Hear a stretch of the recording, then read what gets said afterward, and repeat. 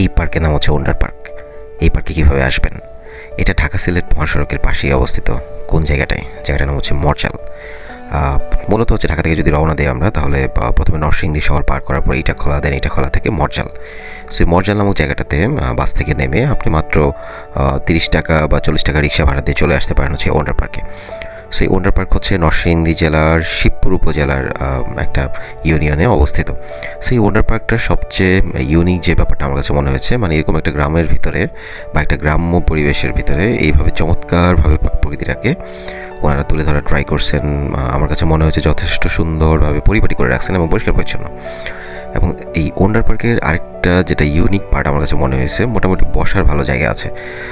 একটু পরপরই বিভিন্ন রকম ডিজাইনের ছাউনিগুলো দেওয়া আছে এবং এই ওন্ডার পার্কে কিন্তু হরেক রকমের গাছপালা আছে। সো আমি যেদিন গিয়েছিলাম ওই দিন কিন্তু প্রচণ্ড গরম থাকা সত্ত্বেও ভালো গাছপালা থাকার কারণে আমার কাছে খুব একটা গরম লাগে নাই। তো এই ব্যাপারটা আমার কাছে খুব ভালো লাগছে। এই ওন্ডার পার্কের আরও কিছু বিষয়, যেমন হচ্ছে এখানে কিন্তু থাকার ব্যবস্থা আছে। এখানে একটা নাইট স্টে করার জন্য একটা রিসোর্টের মতো আছে, আবার নিচে মোটামুটি 50 to 60 পিপল বসার মতো একটা জায়গা আছে। কোনো প্রোগ্রাম করতে চাইলে বা ফ্যামিলি প্রোগ্রাম, কোনো বার্থডে প্রোগ্রাম বা এই ধরনের যে কোনো প্রোগ্রাম করতে চাইলে এখানে করা যাবে, কর্তৃপক্ষের সাথে কথা বলে।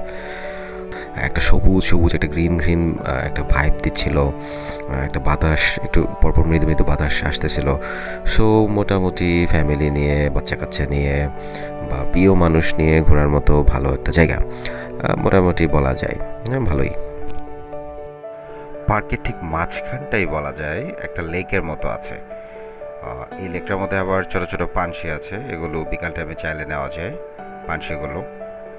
আর যেই রিসোর্টটা, এটার ভিউটা মূলত সুন্দর একটা লেক ভিউ হয়। রিসোর্টটা যদি 2 তলায় যদি রুম নেওয়া হয় তাহলে লেকের একটা সুন্দর একটা ভিউ পাওয়া যায়। আবার এই লেকের ঠিক সাইড ধরে হচ্ছে একটা রেলগাড়ি আছে, বাট এই রেলগাড়ি আমি যখন গিয়েছিলাম তখন অপারেট করতেছিল না, সো এটা বন্ধ ছিল। আর পার্কে ওভারঅল বাচ্চাদের জন্য বেশ কিছু রাইড আছে, সো বাচ্চারা ভালো এনজয় করতে পারবে। পার্কটা মূলত আমার কাছে মনে হয়েছে যে কোনো বয়সী মানুষের জন্যই উপযোগী এবং ভালো লাগার কথা। কারণ পার্কের বিভিন্ন ফুল গাছ এবং হচ্ছে সবুজায়ন এবং সেগুলোকে যত্ন নেওয়া এবং প্রচুর বসার স্থান রাখাটাই পার্কটাকে অন্য যে কোনো পার্কের মতোই বা অন্য যে কোনো পার্ক থেকে একটু আলাদা করে রাখছে।